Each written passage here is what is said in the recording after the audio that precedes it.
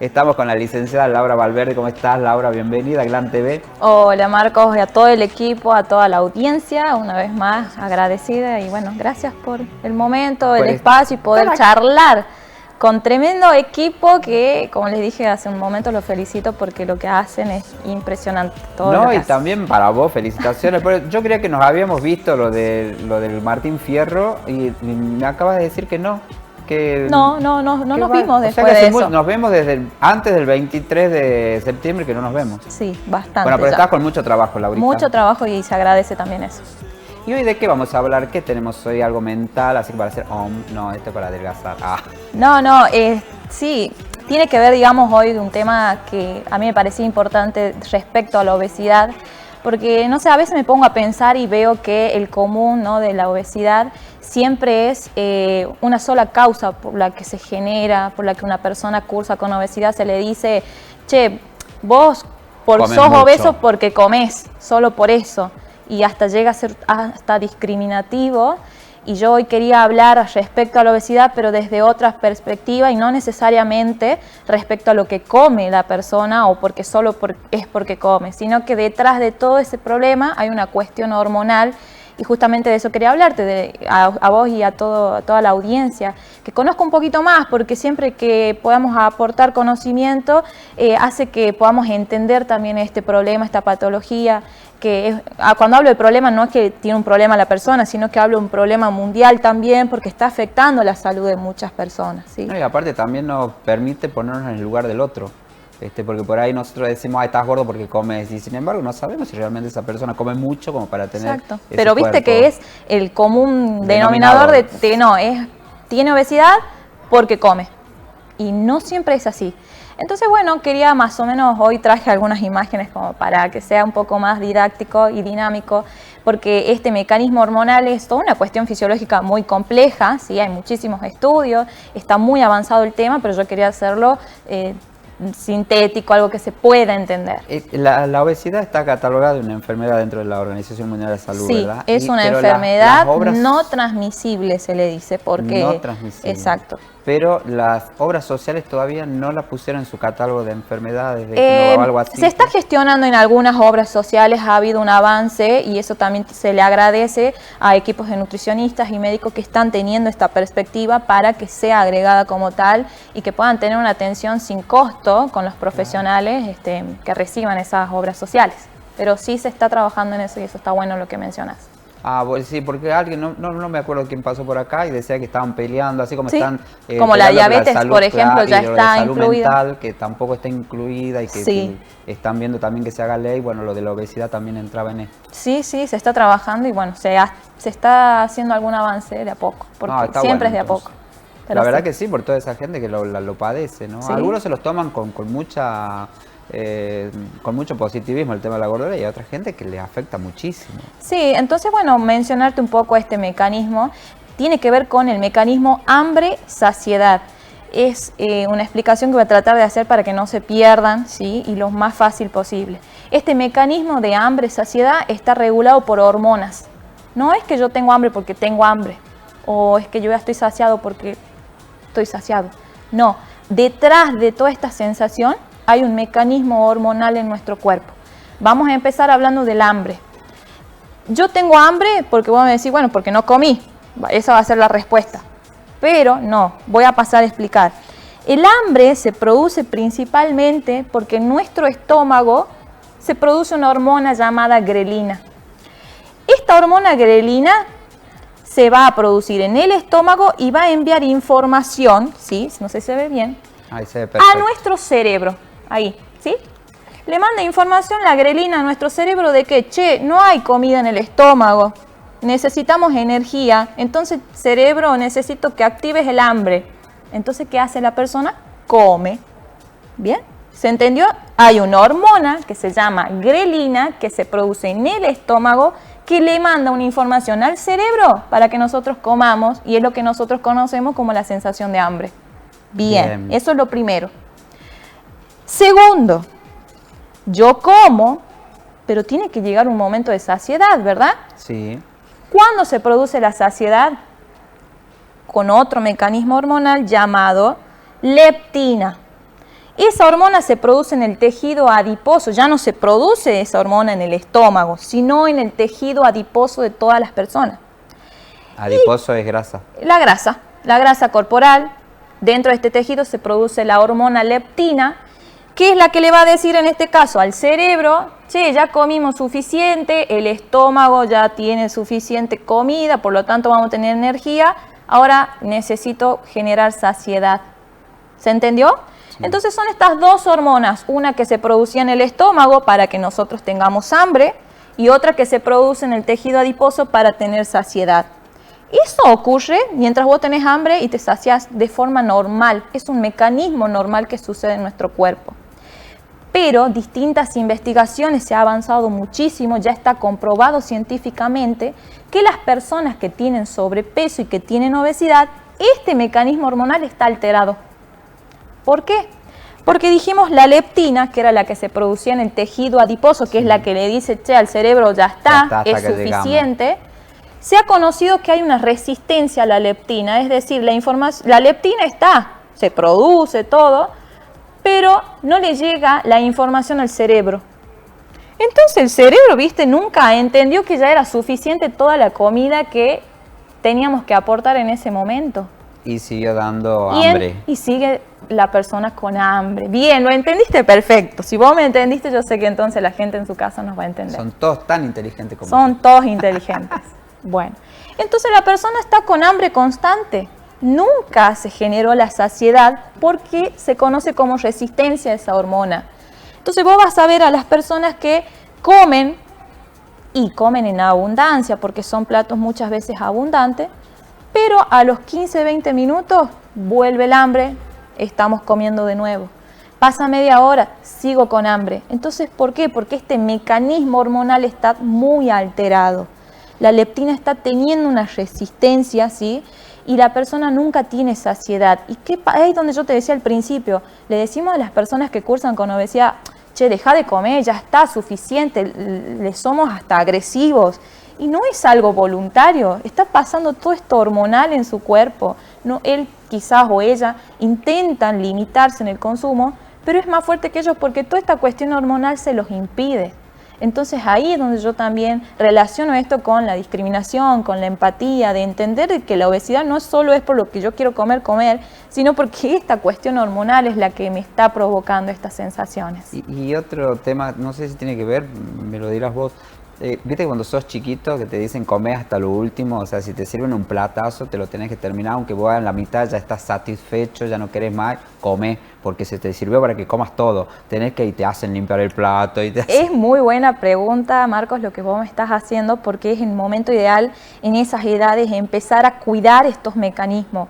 Si el nene, la nena ya no tiene hambre, tenemos que entender que se ha producido este mecanismo neurohormonal. Las hormonas le mandaron la información al cerebro de ese niño de que ya era suficiente. Entonces, si nosotros le seguimos diciendo come, vamos a alterar estos mecanismos y se van a alterar las hormonas y por lo tanto nuestro cerebro no va a tener la información cuando sea necesaria. Y ese niño después va a crecer con obesidad y se va a agravar este cuadro, como dije, neurohormonal. ¿Se entendió? Así que la pregunta es muy buena. No, porque viste, yo de eso siempre te queda de chiquito que no comes hasta el final, después te meten los nenitos de África que no tienen que comer, después viste y te van torturando con todo eso, cuando vos en realidad, y hay muchas veces que uno no tiene ganas de comer. No, y ya porque también está esto de comer 6 comidas al día, no. Si vos tenés hambre real, comés, pero si no tenés hambre, no comas, porque no es necesario estar comiendo constantemente. Se come cuando hay hambre real.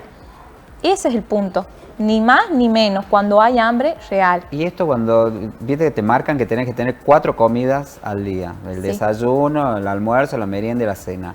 Y que si alteras alguna por ahí en el medio, porque qué sé yo, del desayuno a la merienda, por ahí el almuerzo estabas laburando, estabas tan metido, no te dio hambre, no tenés ganas porque estás con la cabeza en otra cosa, y después te dicen, ¿cómo no vas a almorzar? Claro. Y eso te hace un gran daño a tu cuerpo. Pues sí, al último pensás, pero si no tenía hambre. No, ¿cómo? Y yo creo que también cada uno va conociendo su cuerpo y más allá del comentario del otro, no ha sabido el otro cómo nos hemos manejado en el día. Entonces, quizás el conocimiento lo tiene que tener uno respecto a cómo se alimenta. No está bueno tampoco dejar de comer, por eso dije, siempre que hay hambre, se come. Cuando no hay hambre, no hay necesidad de obligarnos a comer, ni tampoco obligar a nuestros niños, si en ese caso seamos responsables, no hay necesidad en esos casos. Y esto también tiene que ver con los grandes cuando tienen niños en la casa, de los hábitos alimentarios, también tenerlos presentes en ellos, porque yo he visto en familias que lo hacen hacer dieta a los nenes porque están gorditos y ellos se comen unos bifazos con pasta, Seguro. con esto, y los nenes obviamente están comiendo verduritas. No funciona en absoluto. Por eso te estaba también diciendo que la obesidad no es unicausal, es decir, no es que es una sola causa, tiene muchos factores, es multicausal. Si yo crezco en un ambiente obesogénico, en donde yo veo a mis padres, donde se alimentan quizás desequilibradamente y eso me contagian a mí de alguna forma esos hábitos, y es crecer en esos ambientes, y también es una de las causas por la que se puede generar la obesidad y el sobrepeso. Entonces si es multicausal, imagínate de todo lo que podríamos hablar. ¿Sí? Esto que yo traje hoy del mecanismo hormonal que les está sucediendo a las personas, tanto que tienen sobrepeso o que tienen obesidad, puede ser también causada viste que yo te decía que en este tejido adiposo se genera la leptina, pero hay una resistencia, el cerebro no está recibiendo la información de la leptina. Bueno, ¿qué pasa? Esto puede ser causado por algo genético, un factor genético. No es que yo de repente tenga una resistencia a la leptina porque a mi cuerpo se le ocurrió. No, puedo llegar a tener esta resistencia a la leptina porque hay un factor genético que me predispone a mí a tener esta resistencia. Entonces hasta eso, por eso mismo decía al principio, no podemos decir que el paciente es obeso porque quiere. El paciente que cursa con obesidad está teniendo también factores genéticos que lo predisponen. Y un factor genético no se lo puede cambiar. Sí se puede mejorar, se puede trabajar en un tratamiento, pero los genes, los factores genéticos siempre van a estar. Van a estar presentes. Totalmente. ¿Es hereditaria la obesidad? No en todos los casos. Hay casos, como te digo, tienen una predisposición genética y también es buena pregunta porque todos los días se está estudiando algo nuevo.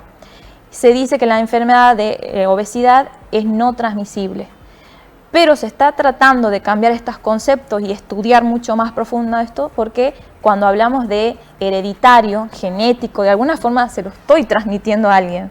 Entonces es muy buena la pregunta, pero está en estudio, entonces no todavía podemos no decir es una enfermedad que es científicamente hereditaria. no está comprobado. Exactamente. Por eso te digo, yo puedo tener una predisposición genética y encima si tengo factores ambientales que también no me están ayudando, es muy probable que yo curse con sobrepeso o con obesidad. No, porque por ahí también escuchan, no, yo soy gordito porque mis papás también lo son, mis abuelos lo fueron y va sumando toda la familia. Sí, bueno, puede pasar, como te digo, hay factores genéticos, predisponen, como hay otros casos que no, vos viste, puede ser que mis antepasados nunca hayan cursado con obesidad y yo tengo obesidad. Y puede ser quizás entonces no por un factor genético, sino por otros factores ambientales, de mi propia alimentación, ¿sí? Que yo voy desordenando también a mi metabolismo, a estos mecanismos hormonales, y bueno, tengo obesidad o sobrepeso. Viste que generalmente cuando uno tiene sobrepeso, te pueden decir 10.000 cosas. Te pueden decir, estás gordo, deja de comer, todo lo que quieras. Pero el clic le tiene que hacer a uno. Cuando uno le hace ese clic y decir, no, la verdad que ya lo que yo veo no es lo que quiero, ¿a dónde tiene que recurrir? ¿Al médico clínico? ¿Al nutricionista? ¿A quién? ¿Cuál es el primer profesional que tiene que ir a ver a esa persona que empieza a sentirse que ya no está conforme con lo que ve en el espejo? Sí, en primer lugar, el médico clínico sí es el que deriva a los profesionales acorde, ¿no? Por ejemplo, un médico clínico va a derivar al nutricionista, o un médico clínico puede derivar a un especialista médico como un endocrinólogo, ¿sí? Pero el primer paso es acercarse ya a un médico clínico, decir, bueno, yo me quiero hacer un estudio de laboratorio, de sangre, poder más o menos valorar esos datos tan importantes que pasa tiempo, y yo te digo, la mayor parte de la población no lo hace, pero es el primer paso. Entonces, de acuerdo a lo que den los resultados de estudios, el médico clínico va a empezar a hacer las derivaciones, ¿sí? Y después se trabaja en forma de conjunto. O sea, yo como profesional no puedo trabajar sola. Es un conjunto, es un trabajo interdisciplinario para poder brindarle a ese paciente sus objetivos, llegar a cumplir sus metas y obviamente mejorar su calidad de vida. De eso se trata. Desde la alimentación y también desde la parte física. Por supuesto. Y ahora que a mencionar la parte física, esa resistencia a la leptina que te estoy diciendo, donde el cerebro no capta de que ya tiene que cortar, digamos, este hambre, ¿no? ¿qué sucede también? Se ha comprobado que esa alteración de la leptina altera otra hormona muy importante que es la dopamina. Seguramente alguna vez la escucharon, pero no recuerdan. Pero la dopamina es aquella que se la conoce como la hormona de la felicidad. O sea, yo hago algo y a mí me da placer, bueno, se libera dopamina. ¿Qué pasa si se afecta la dopamina? Yo ya no tengo energía, no quiero hacer nada, no la paso bien, ni en el trabajo, no tengo ganas de ir, no tengo energía ni siquiera para hacer una actividad física. Antes me gustaba ir a jugar al vóley y ahora yo no tengo ni ganas. Bueno, porque el paciente que tiene alterado el mecanismo este que mencioné al principio, la empieza a afectar también a la dopamina. Entonces imagínate, una persona que no tiene un tope de saciedad en ningún momento, entonces come y encima no se ejercita, no tiene energía, empeora cada vez más su cuadro de sobrepeso u obesidad, cada vez aumenta más su peso corporal, porque no se ejercita, no estoy perdiendo calorías a través del ejercicio. Entran calorías, pero no las pierdo, exacto, no las gasto. Entonces todo este mecanismo, decir no tengo ganas, no tengo fuerza, no tengo energía, no es que la persona no le está poniendo onda, sinceramente, es que es una cuestión hormonal que se lo está impidiendo y es tremendo, pero está buenísimo poder hablar estas cosas más allá de si come un lomito o una hamburguesa, ¿me entendés? Es una cuestión hormonal que a mí me parece muy... O dos lomitos y una hamburguesa.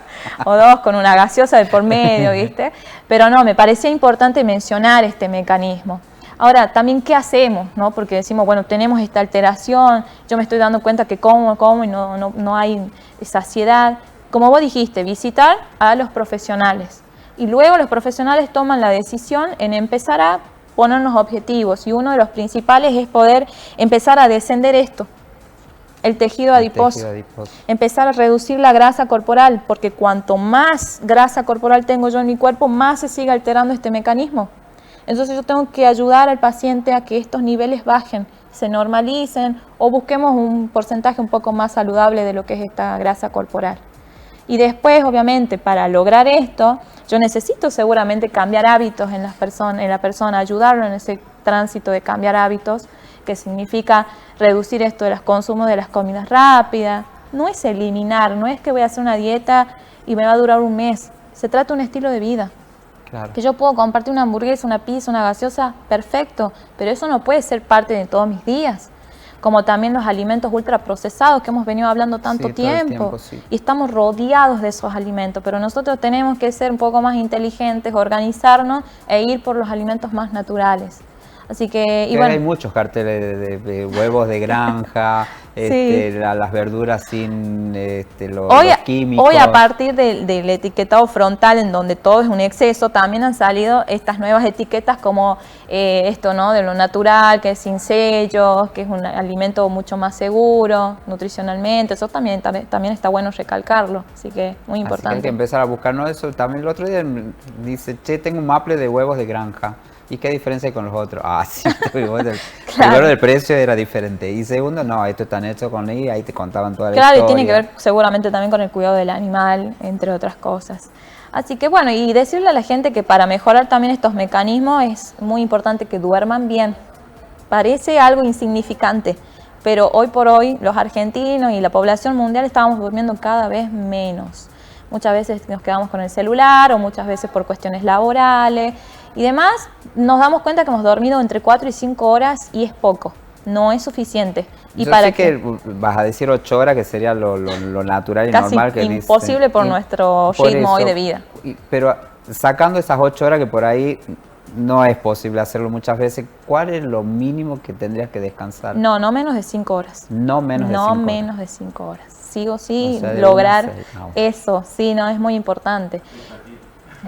Acá nos dicen, no, están medio perdidos con el tema del sueño. Pero, como les digo, parece insignificante, pero para que nuestro sistema nervioso funcione y todo este mecanismo neurohormonal que estamos mencionando, es muy importante que tengamos un descanso. Si no hay un descanso, esto también se empieza a alterar. Y en esas horas de sueño, pregunto esto por lo siguiente, porque mucha gente dice, no, pero yo ya dormí siesta, así que a la noche te despierto. Bueno, las horas de sueño, de siesta, pueden ayudar al descanso.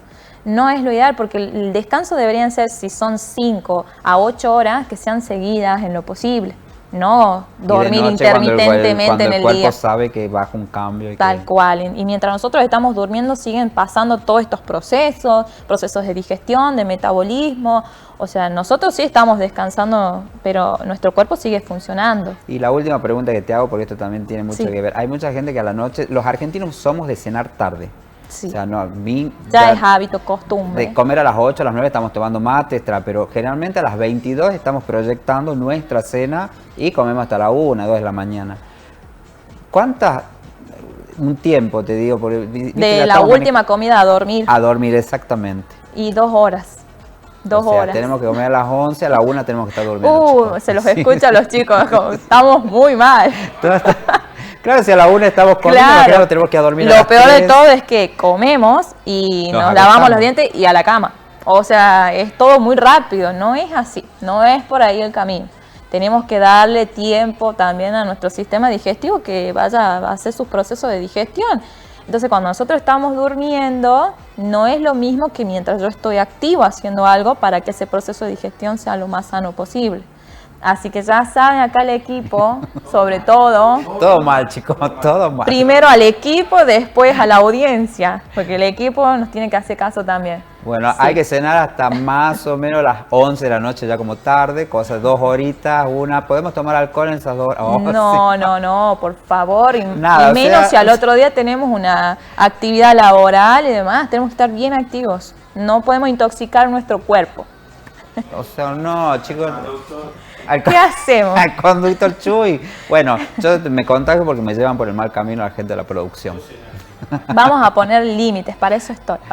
Muchísimas gracias, Laura. No, la verdad, gracias a ustedes. Súper didáctico y la verdad que esto Se que entendió. estás diciendo, se entendió, no, clarísimo. Y la verdad que, y otra cosa, esto también que decías, cuando veamos a alguien que tiene un cuerpo que pensamos que no es nos quedemos callados porque no estamos exentos de nada, Por ninguno. supuesto, por Así supuesto. que no criticar los cuerpos de los otros, no estar fijándose, cada uno es feliz con lo que puede y si tiene algún Sí. problema, acá están los profesionales para poder ayudarlos. Así mismo. Te agradezco por ese mensaje.